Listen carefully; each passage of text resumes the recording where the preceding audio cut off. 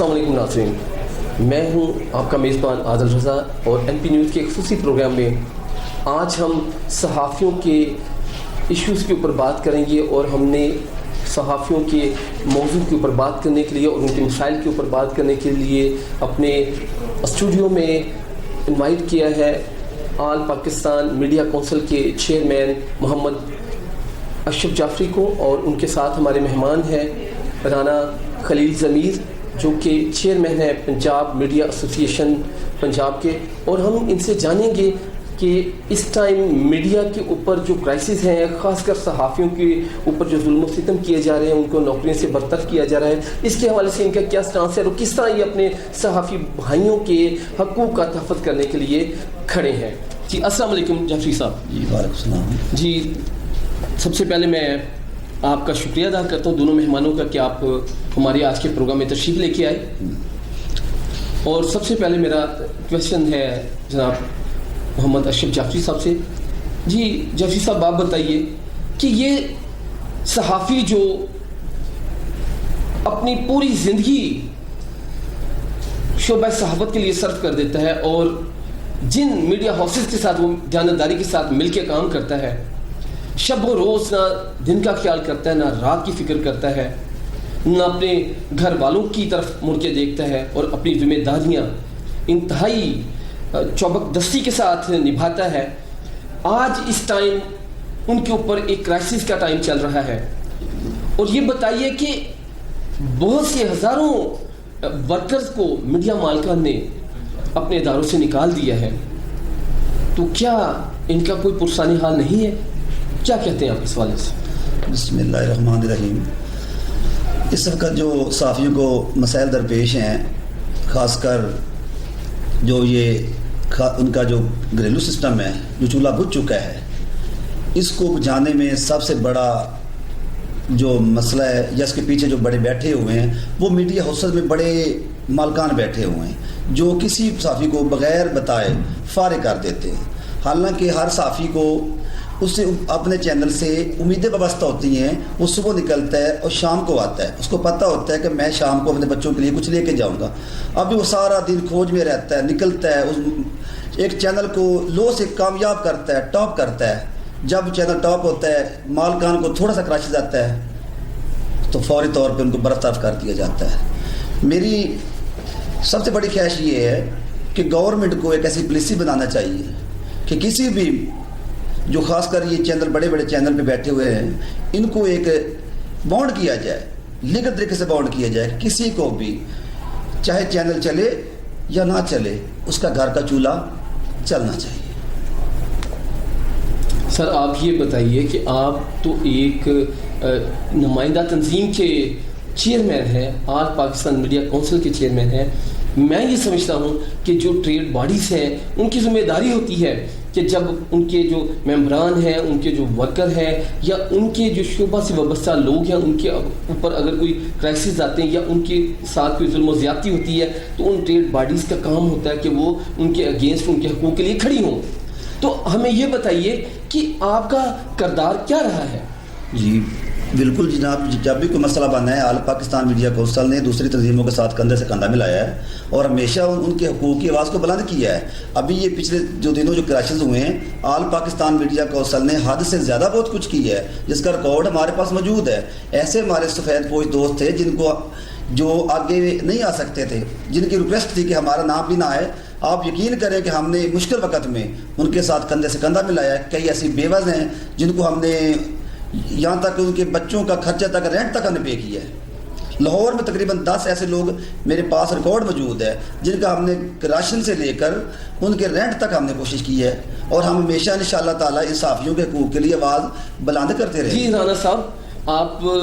پورے پنجاب کے اندر کام کر رہے ہیں اور پورے پنجاب میں آپ کی نمائندگی ہے، اور تمام مضافات سے، تمام قصبوں سے، ٹاؤن سے، دیہاتوں سے آپ نے نمائندے لیے ہوئے ہیں۔ آپ بتائیے کہ یہ کیا کرائسس شروع ہوئے ہیں کہ ایک دم سے صحافیوں کو مالکان جو ہیں وہ اپنے اداروں سے نکال رہے ہیں، ان کا معاشی قتل کر رہے ہیں؟ کیا یہ اقدام درست ہے اور گورنمنٹ کا سٹانس کیا ہونا چاہیے اس کے لیے؟ جی بسم اللہ الرحمن الرحیم۔ عادل رضا صاحب، آپ کا بہت شکریہ کہ آپ نے ہمیں ایک بہت جو ایشو چل رہا بڑا اس کے لیے آپ نے ہمیں مدعو کیا. اور ہم سب سے پہلے یہ کہتے ہیں کہ جو میڈیا مالکان ہیں جن کے چینلز ہیں وہ کوئی یونیورسٹیوں کا مالک ہے, کوئی گولڈ لیف کا مالک ہے, کوئی مختلف جو ملٹی بڑی انڈسٹری ان کا مالک ہے, ان کو صحافیوں کے درد کا کیا پتہ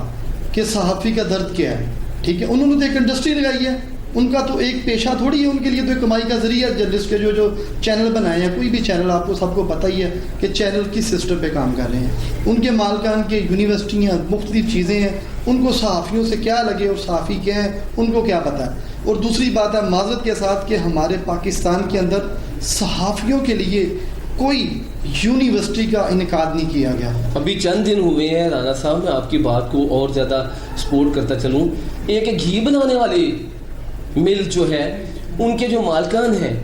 انہوں نے اپنے چینل میں سے اپنے ورکروں کو نکال باہر کی ہے, اور بہت سے وہ ورکرز ہیں جن کی سیلریوں کے اوپر بھی کٹ لگا دی ہیں. آپ بتائیے کہ کیا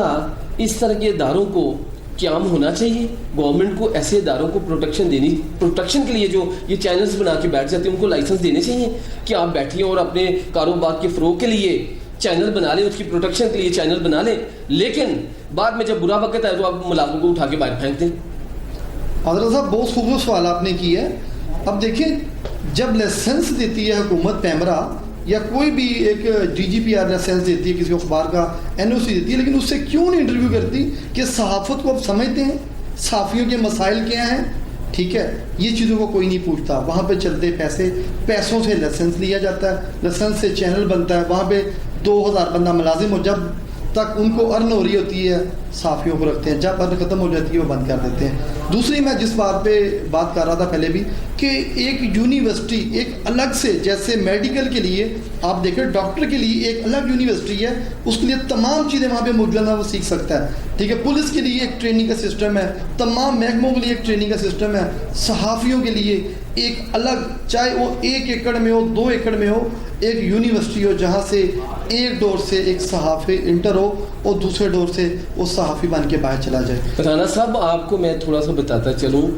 آپ کے علم میں بھی اضافہ کرتا چلوں کہ آلریڈی پنجاب یونیورسٹی میں باقاعدہ ایک ماس کمیونیکیشن کا پورا ڈپارٹمنٹ ہے. ذرائع ابلاغ عادل بھائی مجھے ایک ماس کمیونیکیشن کیا بندہ اینکر دکھا دیں پورے میڈیا کے اندر, ایک اینکر دکھا دیں کہ اس نے ماس کمیونیکیشن کیا ہوا اور یہ اینکر ہے, مجھے ایک بندہ دکھا دیں. وہ یونیورسٹی ملٹی یونیورسٹی ہے. میں صحافیوں کے لیے اللہ جس کے لیے دکھا صرف صحافی یونیورسٹی, جرنلسٹ یونیورسٹی, جہاں سے صحافی کو پتہ چلے کہ ایک نیوز پیپر میں کالم کتنے ہیں, ایک سطر میں کتنے الفاظ ہونے چاہیے, حالوں کدھر ہے, ابھی کیمرہ کہاں کیسے چلانا ہے, مائک کس طرح پکڑنا ہے, کوئی پتہ نہیں ہے. ماس کمیونیکیشن والے کیا سکھا سکتے ہیں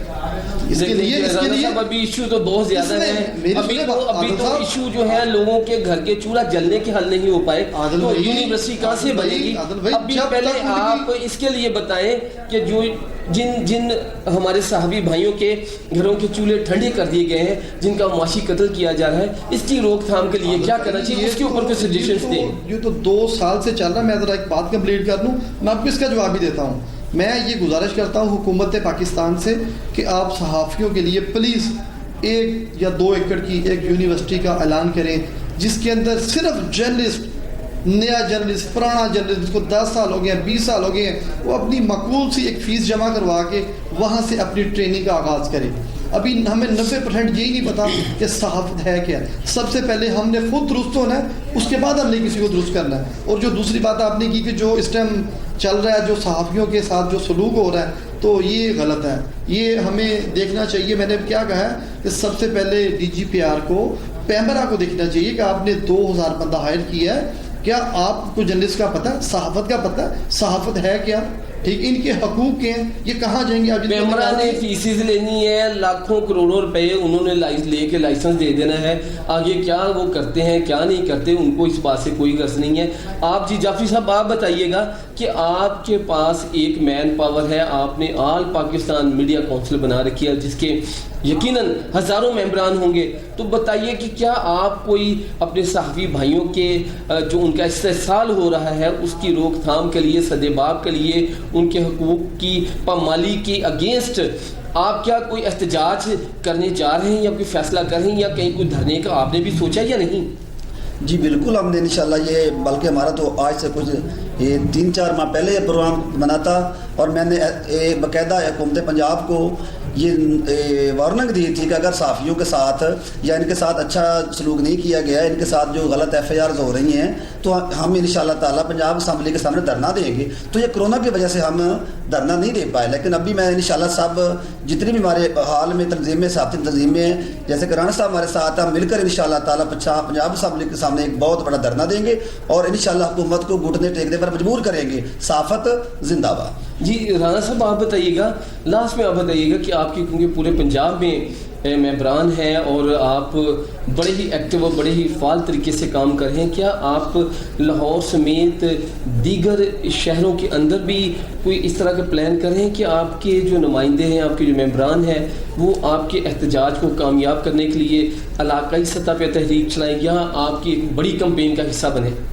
جی الحمدللہ، Punjab media association of Pakistan پورے پنجاب میں ان کے تقریباً ہماری تنظیم کے جو 4000 ممبران ہیں، ہم نے مختلف جگہ پہ احتجاج کیے، اور ہمارے ایک صحافی بھائی میر شکیل اور رحمان صاحب، ان کے ساتھ بھی ایک اچھا سلوک نہیں ہو رہا، ٹھیک ہے۔ ایک میڈیا ہاؤسز کے CEO ہیں، ان کے ساتھ جو ہو رہا ہے وہ آپ کے سامنے ہے کہ میڈیا کی آواز کو دبایا جا رہا ہے، اور یہ نہیں ہونا چاہیے۔ اور احتجاج کی رہی بات، احتجاج انشاءاللہ ہم کریں گے، جہاں پہ ضرورت پڑی وہاں پہ احتجاج بھی کریں گے۔ کسی میڈیا ہاؤسز کو بند بھی کرنا پڑا تو انشاءاللہ یہ ہم سخت رکھتے ہیں کہ ان کو بند کریں گے، ان کو بتائیں گے کہ آپ نے، ان کو SOPs بتائیں گے کہ آپ ان کو چلانا کس طرح ہے۔ اور اس کے لیے حکومت کو چاہیے، حکومت سنجیدہ ہو، صحافیوں کے لیے کوئی ماہانہ وظیفہ اور کوئی ایسی چیز نکالے کہ ایک صحافی، اس کی 60 سال ہو جاتی ہے یا 50 سال ہو جاتی ہے، تو اس کے لیے کوئی وظیفہ ہو، اس کو کوئی پینشن ملے، کوئی ایسی چیز نکالنی چاہیے کہ صحافیوں کے لیے بھی کوئی ایسی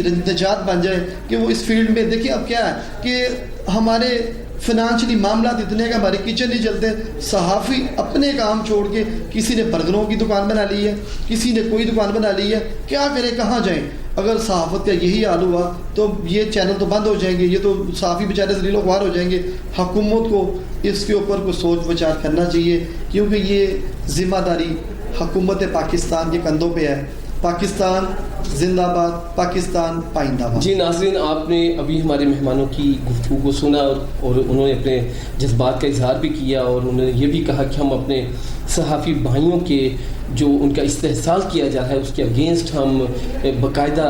تحریک بھی شروع کر سکتے ہیں، اور اگر دھرنا دینے کی ضرورت پڑی تو ہم دھرنا بھی دیں گے، اور اسی طرح ہم اپنے صحافیوں بھائیوں کے شانہ بشانہ ان کے حقوق کے لیے کام کرتے رہیں گے۔ اور MP نیوز